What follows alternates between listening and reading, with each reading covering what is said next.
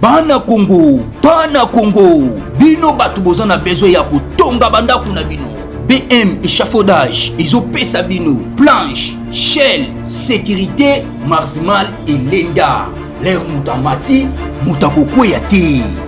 Ya biso, eza na ba norme européenne. Ya biso eza ya ba chinois te, ya ba indien te, ya ba libanais te.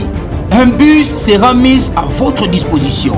BM échafaudage, plus de 3500 mètres disponibles. Contact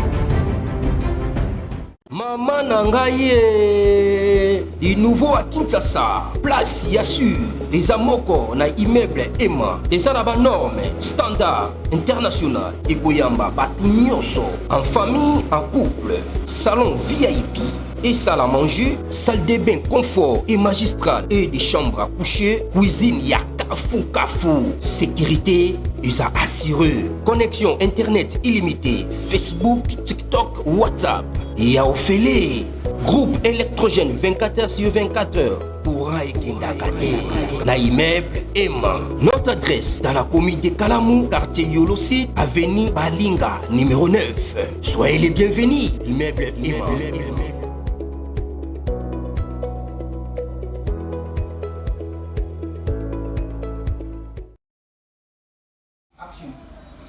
Pour Limbisi et Belé, en tout cas, nous étions déjà en ligne, mais on avait un problème, il y a son au niveau, il y a micro, maintenant on a arrangé, nous sommes là, maintenant avec vous. Bravo, Nabana Mboka, Bawazalendo, ainsi que le FRDC pour la Moussala, au Bazou Sala chaque jour, parce que Bozo Kamwa, Mingi Bazon Dimate que Robaya est sous contrôle. Vous voyez? Du matin. Mais là maintenant, Kubaya est sous contrôle, il y a FRDC et aussi les Wazalendo. Le résistant de l'autodéfense Wazalendo ont pris le contrôle de la cité minière de Rubaya. Ce vendredi 24 octobre, les Wazalendo ont pris le contrôle de Rubaya, localité stratégique située dans le territoire de Massissi Nord, au Nord Kivu. Rubaya n'est pas une simple localité, il abrite l'un des plus grands gisements de coltan au monde.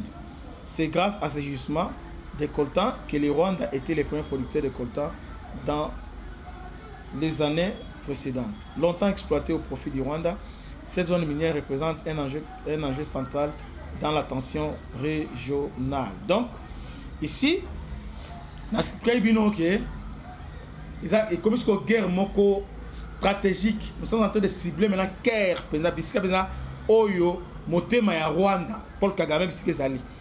Et là, on a l'arrogance naïe. Ils ont Rubaya, ils ont Somikivu, et aussi Nani Twangiza, na niveau ya Mwenga, Oyo Toti au détruit. Il n'y a pas longtemps, donc il y a des jours, vous avez déjà cité stratégique à Ngungu, agglomération à Ngungu, on avait récupéré ça. Et suivons d'abord entrer à Wazalendo, Nangungu, Tolanda. Et puis on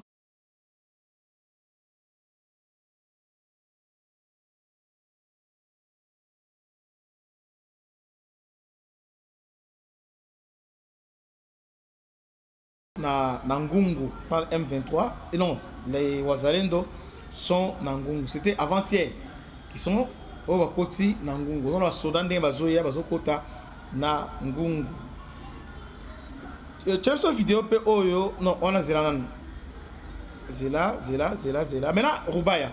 Maintenant cette vidéo là aux populations en liesse oiseau yamba ba Wazalendo. Tu as cette vidéo là. Comme ça population balanda ce qui se passe. Cette communion entre la population et son armée. T'as la communion entre la population et l'armée. Ah, ce que boy sali mukili na yo.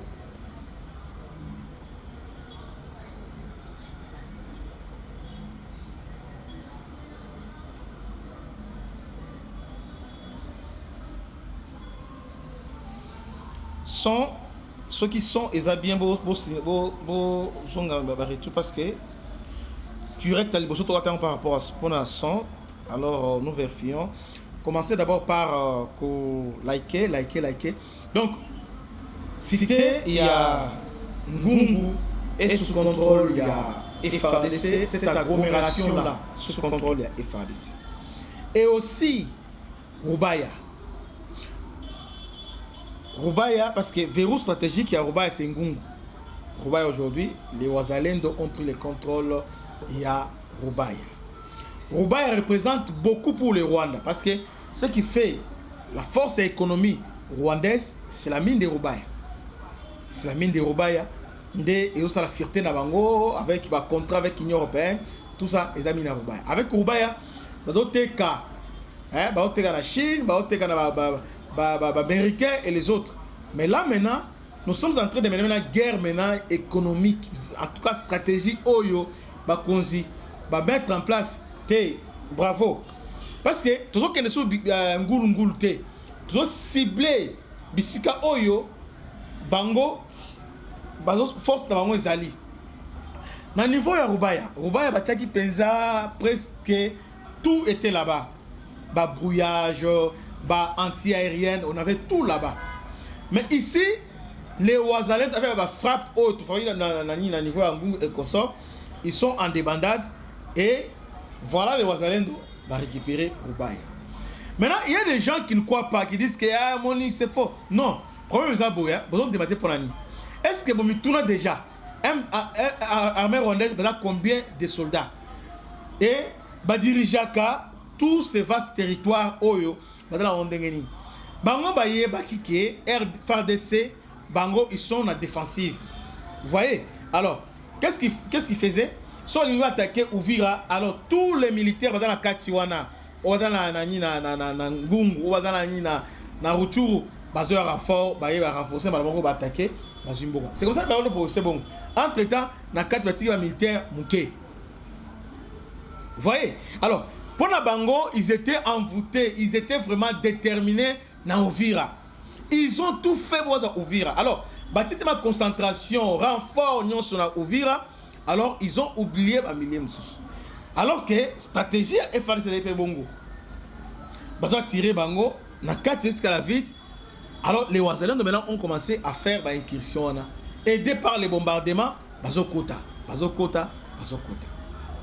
Et si on te dit qui pouvait croire que les Wazalendo pouvaient arriver dans Kiwanja. Et aujourd'hui, ils ont rêvé d'aki réalité. Non seulement dans Kiwanja, dans Nord à Goma, dans Munja. Et aussi Kibumba. Vous voyez, c'est-à-dire il y a dans cette guerre, l'ennemi a dans la faille et belé. Nous sommes en train d'exploiter la faille naïe. C'est ça. Donc, c'est au travers de la faille, parce que l'impression Oyo, Rwanda aussi, Rwanda est invincible, Rwanda est militaire. Vous mettez la question. Oh, n'est-ce pas bon Bango bazoya raté. Bango zandengeni soyi bazui mboka wana. Bazui bati quelques militaires seulement. Soyi moni que faire des choses contre-attaquer résister. Soyi moni que contre-attaquer bati ata 3 ata 10 personnes 15 Bango va avancer. Vous avez avancer. Alors, maintenant arrivé à niveau ya Uvira est comme qui et là est comme qui comme si fierté na bango. Donc Uvira ils ont tout fait. Baza Uvira. C'est comme ça chaque fois on doit renforcer notre Rwanda et Zoya. Mais comme na Rwanda renfort ben la raté. Alors ils ont commencé Yakoben na Rutshuru. Ouais, bah Rutshuru. Est-ce que nous avons fait corridor Rwanda oya Rutshuru. Yo ba donc ça il y a Rwindi, Kibirizi, Tongo, Bazoya, Tina Mweso.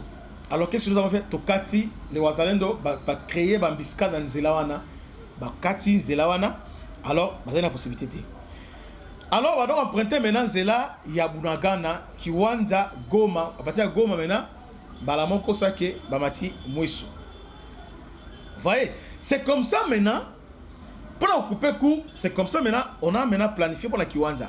Les Wazalendo, c'est qui incursion dans Kiwanja, ils sont en train de se battre là-bas.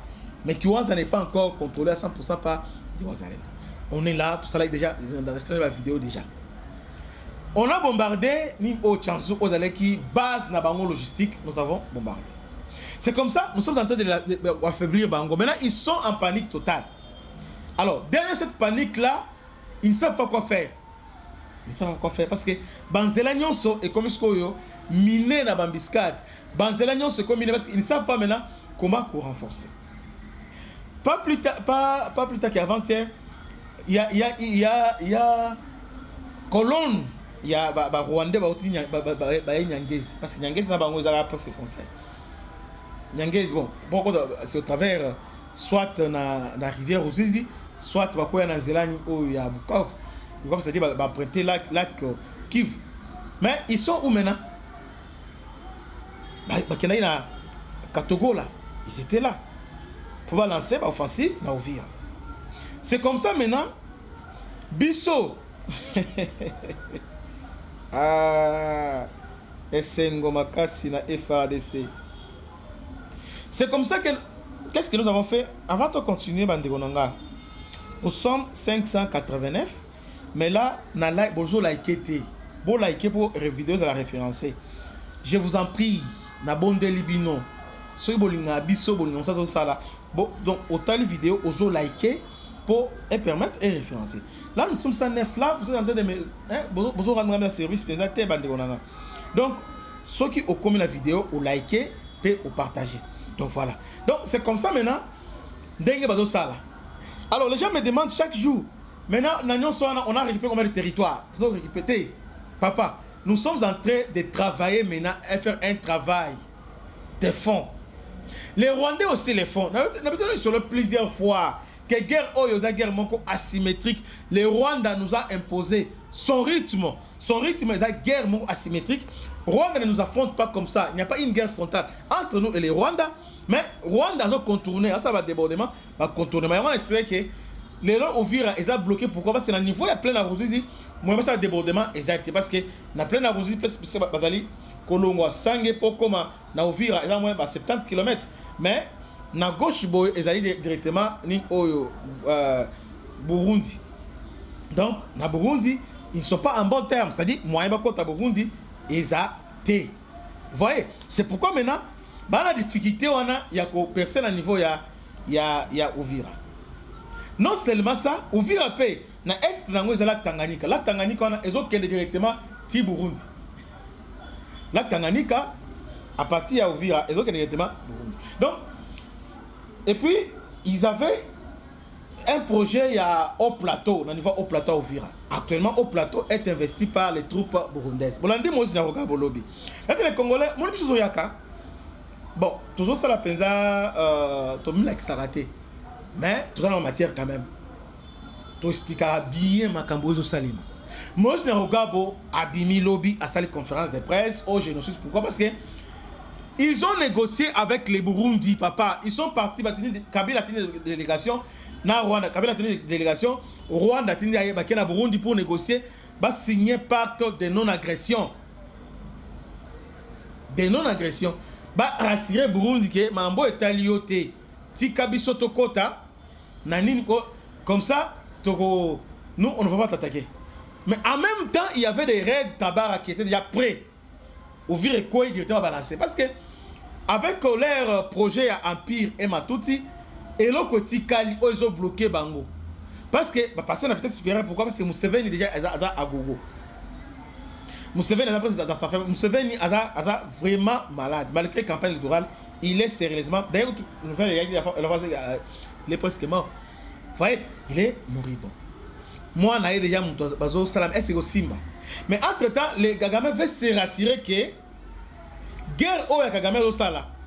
Et ça va RDC balkanisation, mais il veut aussi contrôler les Burundi. Parce que pour appuyer RDC, appuyer Sitivu, on a besoin à éliminer Burundi. C'est comme ça. Quand on a lancé AFDEL, tout ce monde-là, Père Bouyoya, Bizimungu, Museveni, Badaki Boutumongo, parce que c'est comme ça qu'ils ont lancé. Vous voyez? Alors, arrivé à un niveau, il y a Uvira. Là, le problème, c'est qu'il y a Bujumbura, le problème, c'est que ya banatif bembe bavire banani bango balinga penza ba rwandais. C'est comme ça il a fallu que général Luecha, hein, le fait général Luecha et aussi na Sikatenda, comme Sikatenda azaki penza ami ya musée. Musée a utilisé Sikatenda ba Luecha parce que musée avanda kuna ba yo abora musée avanda kuna ayi ba très bien ba mai c'est comme ça musée a qui abondeli bango ba Luecha ye ba pesi assurance. C'est comme ça ba tsiki bango ba likana Uvira. Na 2001 quand ils ont commencé RCD ils ont eu moko RCD donc au plateau on va contrôler en côté bon ils vont très bien parce que si qui voit nos hommes ils ont des mots nord kifté si qui voit nord kifté différent la même mentalité. Alors maintenant les Rwandais ont des difficultés parce que bon les sites qui sont des révolutionnaires. Sites qui est divisé dans deux peuples. D'une part, nous avons Babash. Bash, bata modéré. Ils sont un peu moins modérés, Banoko, Barwandais, Banoko, Banan, tout ça, Barwandais. Alors, d'autre part, parce que Bash, sont longs Calais, Kabare, oui, na Walungu. Là, ils ont Bash Bukavu, Bash. Calais, ils ont Banan, Bandunabiso, Oyo, Nabostani. Mais ils sont là. Mais on peut modéré. On va modéré. Mais sous influence de Bash. Maintenant, aucun côté, on a ce qu'on a révolutionnaire. Bankolo Congo, bato asala ke Congo ezala. Bato oyo ye ako kufu na Congo, babitakuira. Sont des Bavira, Babembe, de Bembe, Bangindu, Bafuliro. Et au participer na banane au bando na biso barega nde kisi penza bango penza nde côté ba kisi. Vous voyez? Alors bawana sikoyo bango ba anti rwandais bango penza en tout cas masolo ba olingo ba masolo jamais balinga masolo na terre avec barwana ba jewana bango balinga bango te. Ils n'aiment pas ces jeux là rwandais. Alors maintenant les rwandais ba dans difficulté à contrôler cette Kivu à son intérieur mais ils sont ba la facilité ya ko infiltrer Babash. Yango na o remarquer le komoko. To solo là. Tant ba longo kale parce que congolais nyonso alanda eloko oyo na lobaka ngote na lobango lelo. Bon, condamner nga ya noté ça à projet non, c'est pas ça. Quand M23 est na Calais ezui binova ezoya mbangu ezoya mbangu. Est-ce que de façon va mbangu mbangu? Ne ba zoya mbangu mbangu.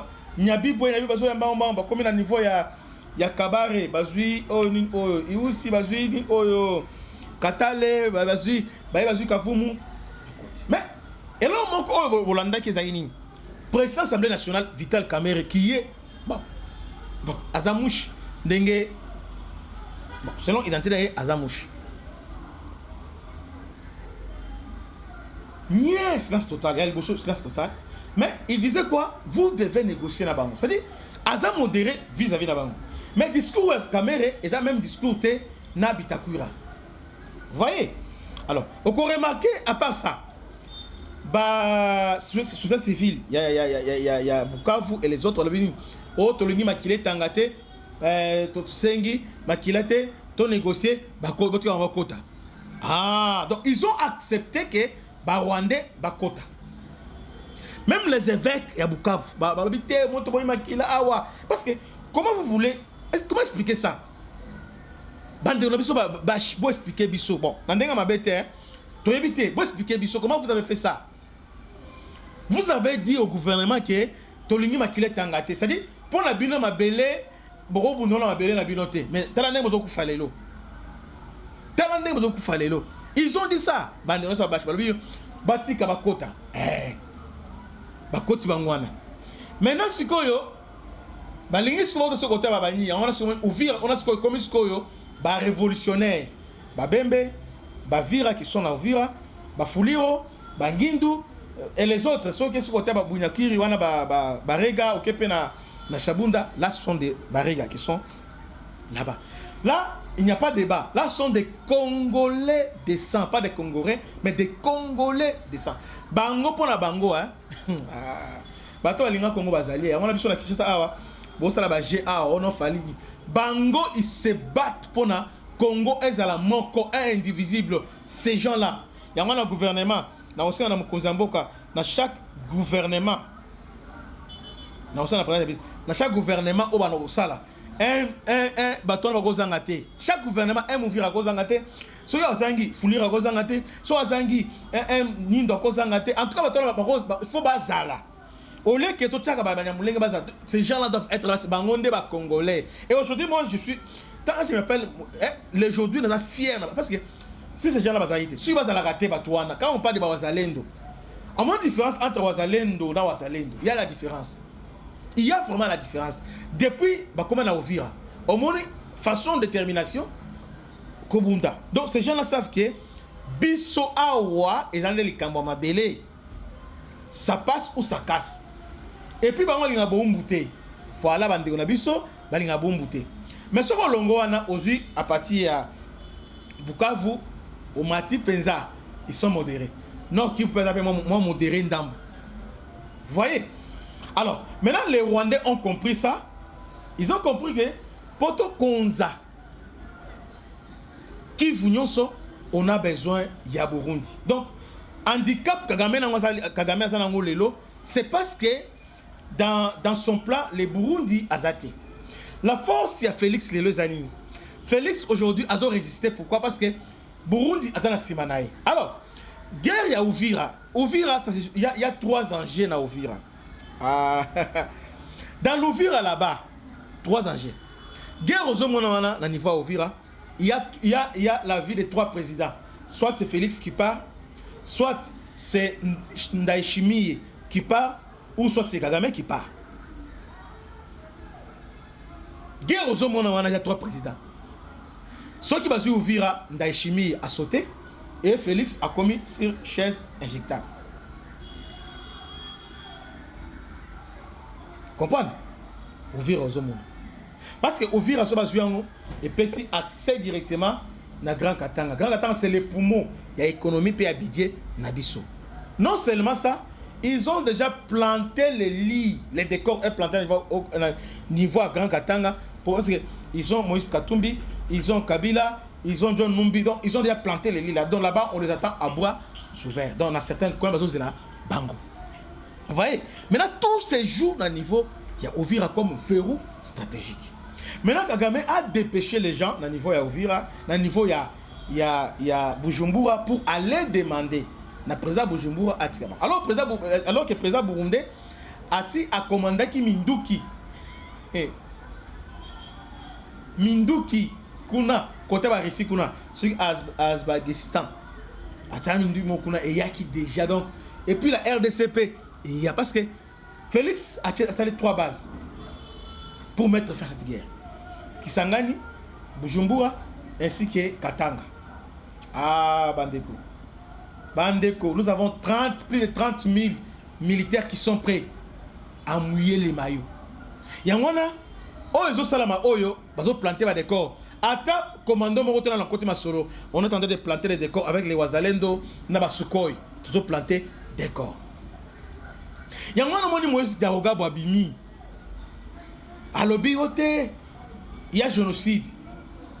On a discours parce qu'ils ont échoué. Qu'est-ce que tout ça les pendant que ils ont préparé Red Tabara, ils ont préparé déjà pour balancer l'offensive simultanée contre la FRDC les Burundais. Dans le niveau il y a Ouvira pour surprendre Bango. Vendre à Burundais va prendre contrôle ya nyonso.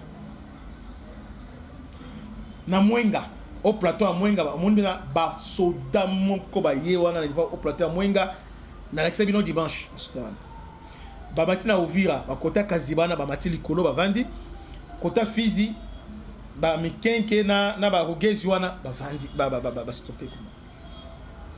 Maintenant panique maintenant na kana bango parce que base na bango za kinini au plateau des années pendant couloir oyo ana ozela penda yango wana jusqu'au Burundi. Yango na mon dernièrement ba campagne médiatique bandi ono Burundi Burundi bazo préparer génocide président burundais a tenu ba soda yango na mon la lobby les Burundi ba soda belé ko les RDC na niveau au plateau. Donc, match et Balouki, nous sommes au niveau, il y a haut plateau pour nous protéger Uvira. Donc, côté on a Burundi à lobby, Amouye, Maïbas à lobby, c'est entre la vie, il y a le président Ndayishimiye et son peuple. Donc, ils ont guerre moko identitaire. Ils veulent renverser les Hutus pour installer les Tutsis à niveau il y a Burundi. Bazo couloir, il y a pas mal traité. Or, conséquence c'est années. Une fois bah Tutsi va dominer Uvira, à ce moment-là, massacre et bandit à niveau il y a Uvira, n'a pas au plateau massacre parce que ils ont maintenant la possibilité d'écraser Bangindu, Vira et les autres, écraser Bango. Il y a un président qui est au Congo, il y a un président qui a besoin de président Kinshasa, qui a discours, histoire du Congo, il y a vérité. Mobutu disait ceci, après moi c'est le délige, parce qu'il y a ce qui se passe là-bas. Mobutu Ayebaki. Quand on a créé ce pergel, Mobutu Ayebaki ce qui s'est passé là-bas. Donc, président Yambala après Félix, et Sengeli a dans la maîtrise, a dans la maîtrise, il y a un génocide. Donc, les lots, nous devons appuyer les Burundais, parce que si les Burundais, les lots, et que tout va remplacer Bango, rien ne va du pouvoir, et c'est fini. Nos frères là, Bangui et les autres seront écrasés. Maintenant, Kabila ainsi que sa bande, Moïse Narogabo et les autres, là pourquoi? Parce que quand Nabango a échoué, comprendre ce que détermination Tshisekedi, que Tshisekedi a un petit joueur, Tshisekedi a un kelele, a un maître plein. Azeli Bango penza basta l'aventure na Bango. Azeli Bango, Azeli. Nasuka film boye. Na Doha, na Doha tout ça. Banisco revendication, abisco force naï.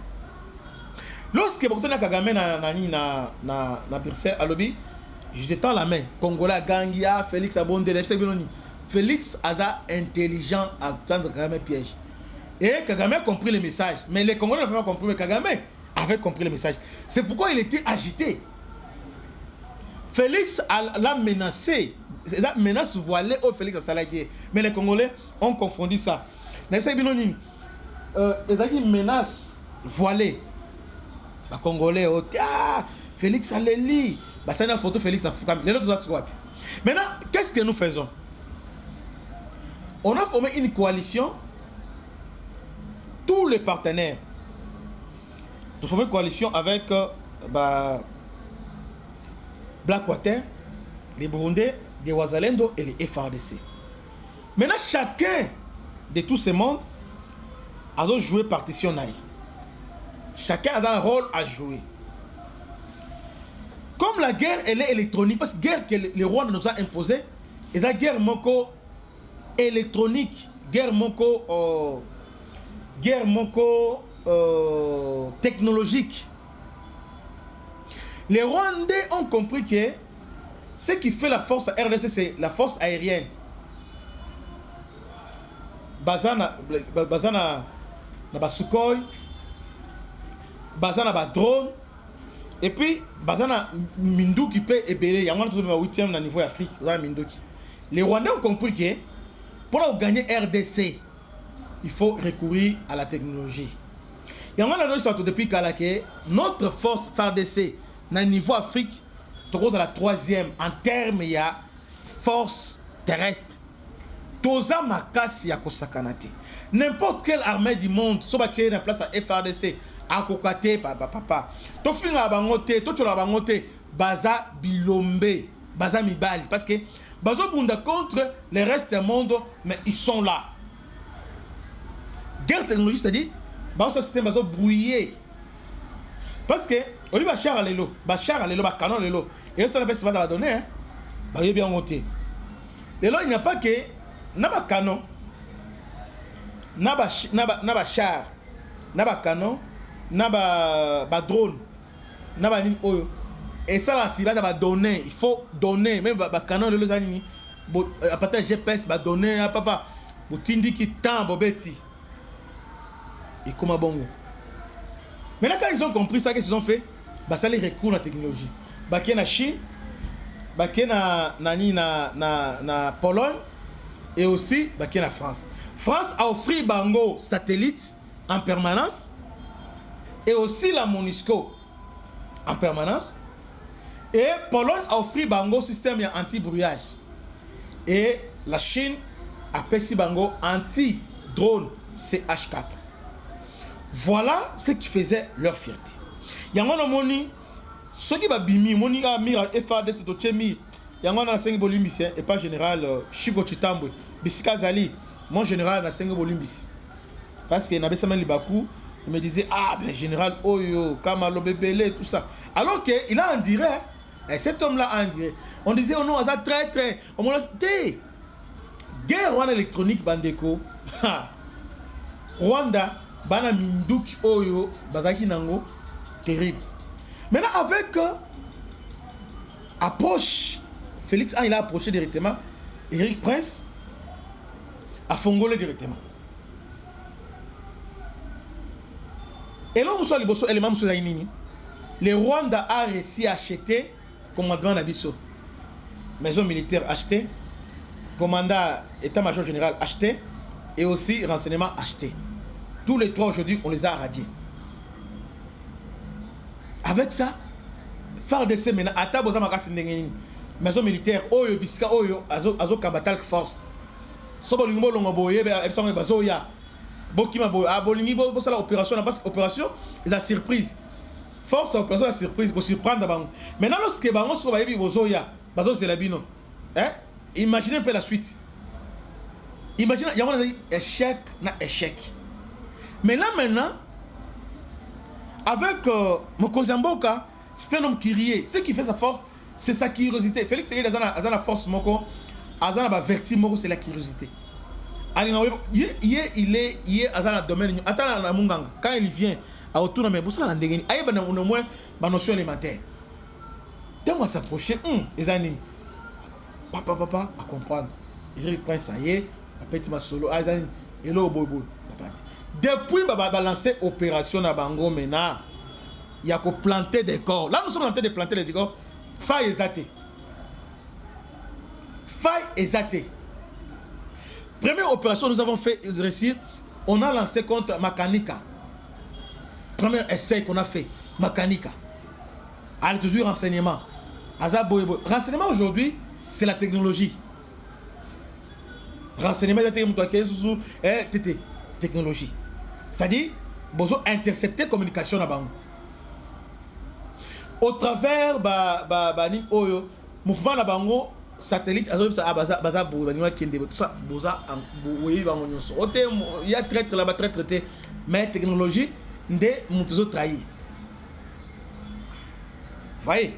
Alors, c'est comme ça maintenant, lorsque tu as jusqu'au Union Soana, Makanika, tu livres Makanika, Makanika, on a rien joué. Précision, ta. Rwanda bagangi yote akufite bakosi na sala ya mission aussi azali les jours matanga bani na Rwanda amakani katifelo il est parti na bakoza Ren Tabara ils sont morts. Toye on a commencé à se préparer ba Belge ba tous se préparer Kisangani nin to se préparer et les lots zapi nyaroga bayona solela. Donc nous sommes en bonne position. Les lots, mon village, tu récupéré, tu récupéré. Mais le village est quoi Yangomoko. Parce que nous avons compris l'œuvre. Bazana, sous-effectif, Rwanda a contrôlé jamais, alors jamais, que contrôler espace mobilement, va contrôler à côté.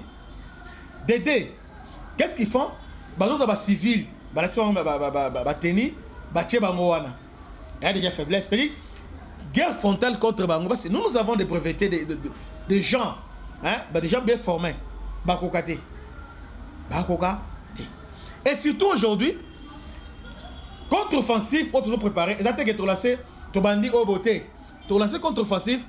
Nous sommes foudroyés dans tous les fronts. Tu as dans Nord Kivu, dans Bunagana, tu as lancé Koto, tu as lancé. Donc, on va lancer Mbalamoko, même jour, même heure, même moment. Et puis, drone Koto, Sukhoi Koto, Banini Koto, donc tu lances Mbalamoko. Là maintenant, eza bana kibwisa mpipa on azoba ki ezoya kibwisa mpipa eza koya yango wana ezoya to komi na niveau wana c'est fini bande yango wana sengi ba congolais bisika bozali to bondela pona opération oyo ezala réussite totale to bondela to prier makasi na mokonzi na biso mokonzi ya mboka yambala oyo azala trahité yambala oyo oyo nous devons préparer boy et Simba mes chers frères et sœurs pendant que nous avons une information je vous ai dit que bo liker abande onanga bolinganga te bo liker pour vidéo ça la référencée nous sommes déjà 1200 mais là il n'y a que 536 personnes qui ont liké bo liker pour vidéo ça la référencée bande onanga. Alors, j'ai la vidéo il y a Rubaya. Donc, bah toi vidéo mon con la PC qui il y a entrée il y a Rubaya. Sur les après. J'ai la vidéo yango wana. Donc, avant tu on a le commentaire mon go. Bon pendant la zoloba, on retient on peut les cas, mais on a zoloba donc c'est pas mauvais. Le problème c'est que tu exploiter faiblesse na bango wana. Nazo répéter. Tu exploiter faiblesse na bango.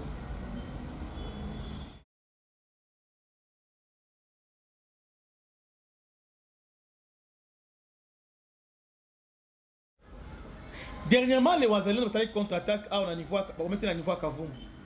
Renfort était rwandais. C'est-à-dire que ces gens-là tu peser bango, tozo peser, tozo jauger bango. On voit réellement que baza et loko te to peser to jauger totali baza et loko te si le ba biso ibulanga ne koy ko ban ko boya te parce que bango na minute baza envoûté na Bukavu bango na bango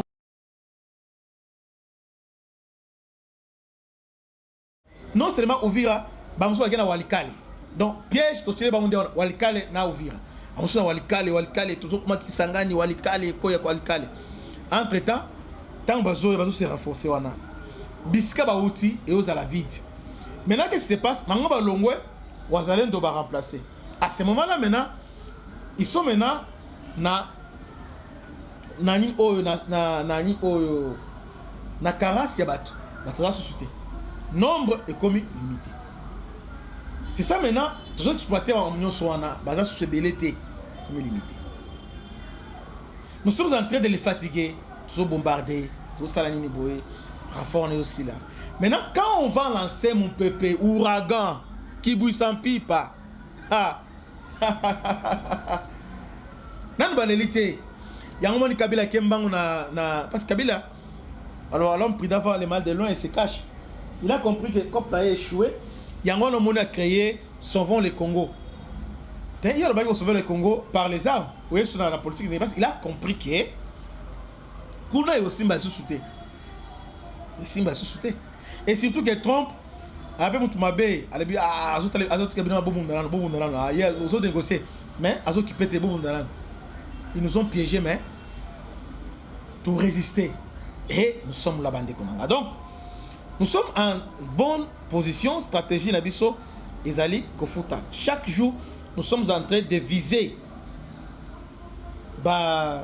installation, infrastructure, banine, tous les bébés sont détruits. Donc, ils sont maintenant en débandade. Ils sont en débandade totale. Dans le Congo, nous avons des militaires. En général, soit après l'accès à la force spéciale, ou une vidéo avant il y a la force spéciale à ce qui est Zali. Donc, nous avons 30 000 forces spéciales. 30 000. Sans compter Blackwater, sans compter aussi les Burundais. Nous sommes 30 000 qui sont prêts maintenant pour nous lancer. Pour nous, Baza est les 30 000. Pendant que Bango va l'activité 9 000, 7 000, mais nous avons 30 000 qui sont là. Oyo, tozoya. Tout encerclé bango. Tout encerclé et la fois Goma à la fois Bukavu. Bato bayebi carte bayebi ke une fois net aux Yuana déjà Ngungu. Ngungu et déjà accès déjà à partir de Ngungu. Tu dis au Bouremana Minova. Bouremana Minova. Na boyebe tozongi Sake. Donc Sake na minute oyo Sake bazada ya moto déjà parce que là na minute oyo moto na Sake diable c'est to comme déjà na Sake déjà bazali kolela. Donc petit à petit to bandis koyo ko essouffler bango ba gagner ce premier temps 4-0. Là tout gagner doit ba passe pa to bandi à 4-1 4-2 4-3 ah to sur 4-4. Maintenant tout sur remontada de Ezoya. Ezoya remontada bato bakanisa ke tokolela na moni ba oyo moni et l'autre regretté.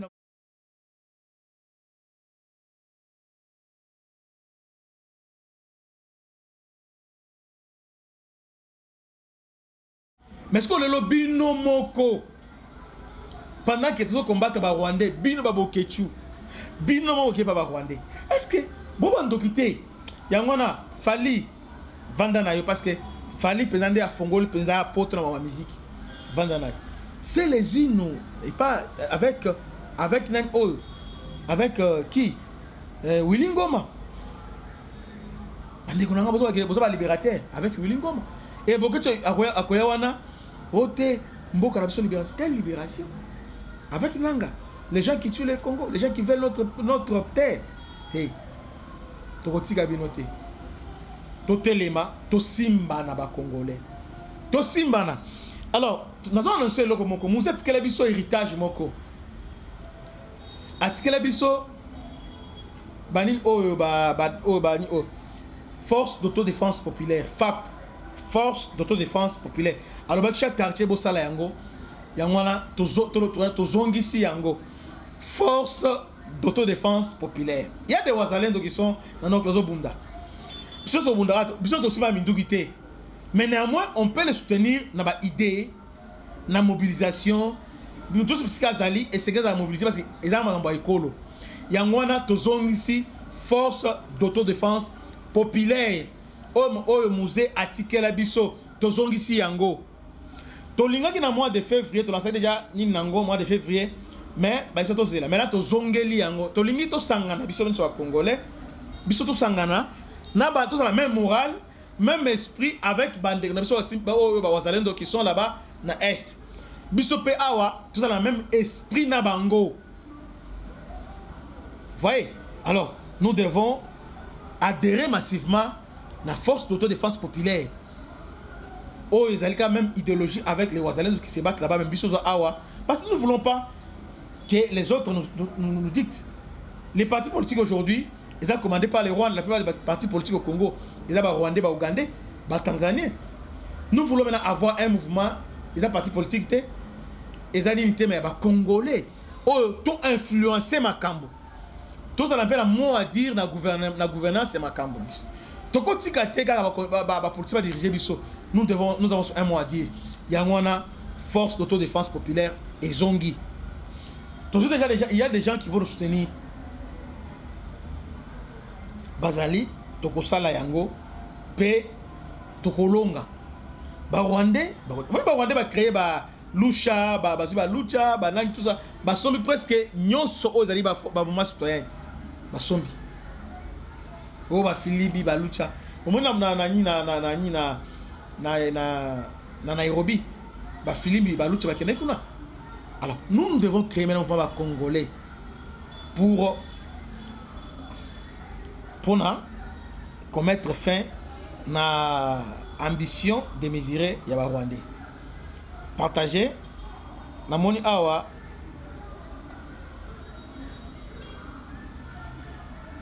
likez.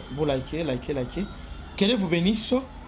Cette émission spéciale à le bon week-end à l'honorable Blaise Monizi bisika azali bambote ebele bon weekend bandeko nyonso na poto mpe bambote ebele bandeko topesi papa chéri Jibin Piana auditeur fidèle à Christian Chevaux topesi mbote bisika azali que Dieu vous bénisse à la prochaine ciao.